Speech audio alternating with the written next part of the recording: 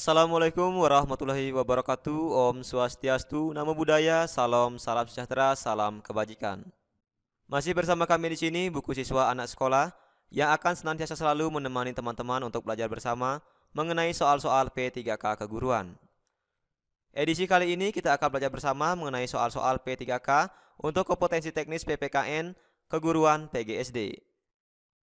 Namun sebelum lanjut, mari kita berdoa sejenak agar apa yang kita bahas pada kesempatan ini memberikan manfaat untuk kita bersama. Soal yang pertama. Pernyataan yang tepat dengan simbol sila Pancasila, pohon beringin yang memiliki akar-akar sulur yang banyak, yaitu A. Persatuan Indonesia, bahwa Indonesia memiliki keberagaman suku bangsa yang bersatu dalam wadah Indonesia. B. Persatuan Indonesia yang melambangkan kekuatan bangsa Indonesia. C. Persatuan Indonesia yang melambangkan bangsa Indonesia adalah bangsa yang selalu mengayomi masyarakatnya. D. Persatuan Indonesia yakni kehidupan bernegara penuh akan perbedaan. E. Persatuan Indonesia sebagai bentuk jati diri bangsa. Kalau kita lihat ini dari optionnya itu hampir-hampir mirip, teman-teman. Nah, mari kita lihat pembahasan berikut ini. Nah, yang pertama itu sila ketuhanan yang Maha Esa ini memiliki simbol bintang. Nah, yang ada di tengah-tengah itu. Simbol bintang ini mengandung maksud bahwa bangsa Indonesia itu adalah bangsa yang religius, yaitu bangsa yang beriman dan bertakwa kepada Tuhan yang Maha Esa sesuai dengan agama dan kepercayaan masing-masing. Bintang tunggal dianggap sebagai cahaya, seperti cahaya kerohanian yang dipancarkan Tuhan kepada setiap manusia. Kemudian sila kedua, kemanusiaan yang adil dan beradab. Nah, sila kedua ini dilambangkan dengan rantai. Jadi, rantai pada sila kedua ini berjumlah 17, teman-teman. Dan saling sambung menyambung, tidak terputus. Nah, ini melambangkan bahwa generasi penerus yang turun-temurun. Selain itu, rantai ini memiliki mata rantai yang berbentuk segi empat dan lingkaran yang saling berkaitan. Mata rantai segi empat ini melambangkan laki-laki, sedangkan lingkaran melambangkan perempuan. Mata rantai yang saling berkaitan tersebut bermakna bahwa setiap manusia, baik laki-laki maupun perempuan itu saling membutuhkan satu sama lain. Yang ketiga, itu sila persatuan Indonesia dilambangkan dengan pohon beringin. Pohon beringin sendiri melambangkan sebagai tempat berteduh atau berlindung. Sebagai negara kesatuan Republik Indonesia, semua rakyat Indonesia dapat berteduh di bawah naungan negara Indonesia. Pohon beringin sendiri memiliki akar-akar sulur, nah, yang menjalar ke segala arah. Nah, ini maknanya Indonesia itu memiliki keberagaman suku bangsa yang menyatu di bawah nama yaitu Indonesia. Sila keempat, kerakyatan yang dipimpin oleh hikmat kebijaksanaan dalam permusyawaratan perwakilan, dilambangkan dengan kepala banteng. Kepala banteng sendiri diartikan sebagai tenaga rakyat yang dijadikan sebagai lambang sila keempat Pancasila. Kepala banteng sendiri memiliki filosofi sebagai hewan sosial yang suka berkumpul. Musyawarah dalam Pancasila adalah orang-orang yang berdiskusi untuk melahirkan suatu keputusan. Jadi kepala banteng itu melambangkan sila keempat, yaitu filosofi sebagai hewan sosial yang suka berkumpul. Nah, kalau kita lihat secara kenyataan banteng itu kan hidupnya bergerombol ya. Dan dalam setiap gerombolan itu ada pemimpinnya. Pemimpinnya itu berasal dari anggota dia kan, dari anggota si banteng itu dan dipilih oleh banteng-banteng yang lain seperti itu. Kalau kita lihat dari kenyataannya, teman-teman. Nah, begitu juga sesuai dengan makna dari simbol sila keempat ini. Artinya begitu. Kita kan dari rakyat, oleh rakyat, untuk rakyat. Makanya ada pemilihan kepala daerah, pemilihan kepala desa, pemilihan gubernur. Itu kan dari rakyat, oleh rakyat, untuk rakyat. Seorang rakyat dipilih untuk menjadi pemimpin, yang memilih itu adalah rakyat sendiri. Dan pemimpin itu harus mengayomi rakyatnya sendiri, seperti itu. Nah, ini adalah makna dari simbol sila keempat itu sendiri. Selanjutnya di sila kelima, keadilan sosial bagi seluruh rakyat Indonesia, dilambangkan dengan padi dan kapas. Simbol gambar padi dan kapas ini melambangkan kemakmuran dan kesejahteraan. Padi dan kapas ini mewakili sila kelima karena melambangkan kebutuhan dasar setiap manusia, yaitu pangan dan sandang atau pakaian.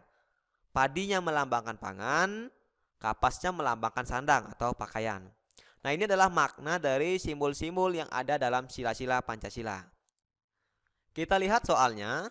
Nah, di soal ini pernyataan yang tepat mengenai simbol sila Pancasila, pohon beringin yang memiliki akar sulur yang banyak, yaitu tentu jawaban yang tepat yaitu yang A. Persatuan Indonesia, bahwa Indonesia itu memiliki keberagaman suku bangsa yang bersatu dalam wadah Indonesia. Nah, nanti silahkan teman-teman kalau misalnya masih belum paham atau masih ragu dengan apa yang sudah kita pelajari, silahkan teman-teman putar kembali. Jadi diulang lagi memahami simbol-simbolnya yang tadi atau penjelasan-penjelasan yang lain, nanti silahkan diulang kembali. Pertanyaan berikutnya, yang melatar belakangi simbol dari sila kelima yaitu padi dan kapas adalah A. Melambangkan Indonesia kaya akan rempah-rempah. B. Karena di Indonesia banyak terdapat padi dan kapas. C. Karena padi dan kapas merupakan kekayaan alam Indonesia. D. Karena kapas melambangkan sandang dan padi melambangkan pangan. E. Karena padi dan kapas melambangkan keadilan. Kita lihat dulu pembahasannya. Di sila kelima, keadilan sosial bagi seluruh rakyat Indonesia dilambangkan dengan padi dan kapas. Simbol gambar padi dan kapas ini melambangkan kemakmuran dan kesejahteraan. Padi dan kapas ini mewakili sila kelima karena melambangkan kebutuhan dasar setiap manusia, yaitu pangan dan sandang atau pakaian. Padinya melambangkan pangan, kapasnya melambangkan sandang atau pakaian. Nah, ini adalah makna dari simbol-simbol yang ada dalam sila-sila Pancasila. Nah, dari uraian tadi maka sangat jelas. Jawaban untuk pertanyaan ini yaitu yang D. Karena kapas melambangkan sandang dan padi melambangkan pangan. Soal berikutnya. Hari Minggu pagi, masyarakat Desa Sukamaju sedang melakukan kegiatan kerja bakti. Pak Sulaiman sedang membersihkan selokan, sementara Pak Tohar sedang memotong beberapa dahan pohon, dan Pak Wayan sedang mencukur rumput di pinggir jalan. Seluruh masyarakat, baik orang dewasa dan anak-anak, sangat menjunjung tinggi kebersamaan. Bayu, Dayu, Lani, Beni, dan Wayan sedang bekerja kelompok mengerjakan tugas sekolah. Saat jam sholat, Wayan dan teman-temannya mengizinkan Bayu untuk melaksanakan sholat terlebih dahulu, baru kemudian ikut kembali mengerjakan tugas kelompoknya. Pernyataan yang tepat mengenai wacana di atas adalah A. Bayu tidak mengamalkan nilai persatuan karena meninggalkan temannya dalam bekerja kelompok. B. Bayu anak yang baik karena ikut mengerjakan tugas kelompok meskipun sebentar. C. Tindakan Bayu kurang tepat karena meninggalkan temannya dalam bekerja. D. Wayan dan teman-temannya sudah mengamalkan nilai Pancasila, yaitu sila ke-1, toleransi umat beragama. E. Wayan dan teman-temannya telah mengamalkan nilai sila ke-3, persatuan, karena mengizinkan Bayu untuk menunaikan ibadah terlebih dahulu. Nah, jadi teman-teman diminta untuk menelaah, ada sebuah wacana, kemudian ditelaah apa pernyataan yang tepat. Ini yang disebut dengan kemampuan berpikir tingkat tinggi. Kita lihat dulu pembahasannya. Nah, Indonesia adalah negara yang religius. Hal ini dibuktikan dalam sila pertama Pancasila, yaitu ketuhanan yang Maha Esa. Dari ilustrasi di atas, tampak Wayan dan teman-temannya telah mengamalkan sila keberapa? Tentu sila ke-1 Pancasila, yaitu pengamalan saling menghormati dan toleransi antar umat beragama. Dengan demikian sangat jelas bahwa tindakan Wayan dengan teman-temannya mengizinkan Bayu untuk melaksanakan sholat terlebih dahulu, baru kemudian ikut mengerjakan tugas kelompok kembali, merupakan pencerminan dari sila ke-1, yaitu di mana jawaban yang tepat adalah yang D. Wayan dan teman-temannya sudah mengamalkan nilai Pancasila, yaitu sila ke-1, toleransi umat beragama. Nah, sehubungan dengan toleransi umat beragama ini atau kebebasan dalam beragama dijamin dalam Undang-Undang tahun 1945 pasal 29. Nah, yang menyatakan bahwa negara berdasarkan atas ketuhanan yang Maha Esa dan negara menjamin kemerdekaan tiap-tiap penduduk untuk memeluk agamanya masing-masing dan beribadat menurut agamanya dan kepercayaannya itu. Nah, ini adalah bunyi dari pasal 29 Undang-Undang Dasar 1945. Soal berikutnya. Perhatikan pernyataan-pernyataan berikut ini. 1. Melakukan pemilihan umum untuk memilih kepala daerah. 2. Membayar pajak tepat pada waktunya. 3. Mentaati peraturan dan rambu-rambu lalu lintas. 4. Bekerja bakti di lingkungan masyarakat. 5. menolong tetangga yang sedang kesusahan. Tindakan yang tepat berkaitan dengan pengamalan Undang-Undang Dasar 1945 adalah A. 1, 2, dan 4, B. 1, 4, dan 5, C. 1, 2, dan 3, D. 3, 4, dan 5, E. 2, 3, dan 4. Nah, kita lihat dulu pembahasannya. Jadi, Undang-Undang Dasar 1945 merupakan konstitusi nasional yang berlaku di seluruh wilayah Negara Kesatuan Republik Indonesia. Di sini pertanyaannya kan tindakan yang tepat berkaitan dengan pengamalan Undang-Undang Dasar 1945. Ada beberapa pernyataan, kemudian kita diminta mana tindakan yang tepat berkaitan dengan pengamalan Undang-Undang Dasar ini. Nah, ingat, Undang-Undang Dasar 1945 merupakan konstitusi nasional yang berlaku untuk seluruh wilayah Negara Kesatuan Republik Indonesia. Kita lihat dari pernyataan ini, mana yang berlaku untuk nasional?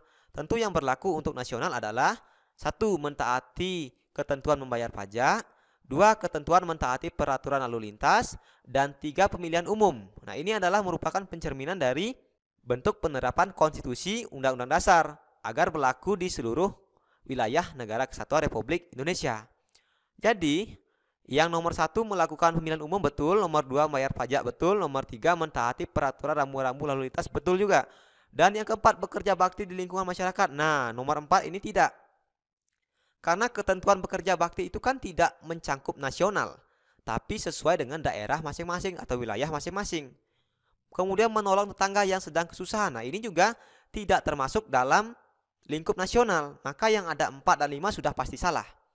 Nah, kita lihat option yang A itu ada angka 4 pasti salah. B juga ada angka 4 pasti salah. D juga ada angka 4 pasti salah. E juga ada angka 4 pasti salah. Jadi yang benar adalah yang C, 1, 2, dan 3. Nah, jadi seperti itu teman-teman. Ketika kita menjawab pertanyaan-pertanyaan semacam ini, kita lihat konteks pertanyaannya dulu. Karena kalau dari segi pernyataannya semuanya bagus-bagus nih. 1, 2, 3, 4, 5 bagus-bagus. Tapi konteks pertanyaannya mana yang merupakan pengamalan dari Undang-Undang Dasar 1945 ini. Jadi jawabannya pasti yang sangat tepat adalah yang C, karena berlaku secara nasional. Soal berikutnya. Amandemen Undang-Undang Dasar 1945 yang ketiga dilakukan pada tanggal A. 9 September 2001, B. 9 Oktober 2001, C. 9 November 2001, D. 9 November 2001, E. 10 Desember 2001. Sama, tahunnya sama, tanggal-tanggalnya sama, bulannya aja yang berbeda-beda. Hampir sama semuanya. Kita lihat dulu pembahasannya. Nah, jadi Undang-Undang Dasar 1945 ini sudah dilakukan amandemen itu sebanyak 4 kali. Nah, kita lihat bagian-bagiannya itu.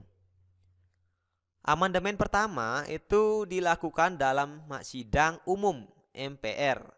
Dimulai dari tanggal 14 sampai 21 Oktober 1999. Nah, ini membahas tentang kewenangan presiden dan hak DPR. Selanjutnya, amandemen kedua ini dilakukan dalam sidang tahunan. Jadi kalau yang pertama itu dalam sidang umum, nah yang kedua ini dalam sidang tahunan MPR, tanggal 7 sampai tanggal 18 Agustus tahun 2000. Nah, di sini yang dibahas dalam amandemen kedua ini yaitu tentang pemerintah daerah, DPD, dan lain sebagainya. Selanjutnya amandemen ketiga. Amandemen ketiga ini dilakukan dalam sidang tahunan MPR tanggal 1 sampai 9 November 2001. Yang dibahas yaitu tentang bentuk dan kedaulatan negara, meliputi pemilu, MPR, dan BPK. Amandemen yang keempat ini dilakukan dalam sidang tahunan MPR, yaitu dari tanggal 1 sampai 11 Agustus tahun 2002. Membahas tentang diberlakukan kembali Undang-Undang Dasar 1945 dengan Dekret Presiden 5 Juli tahun 1959.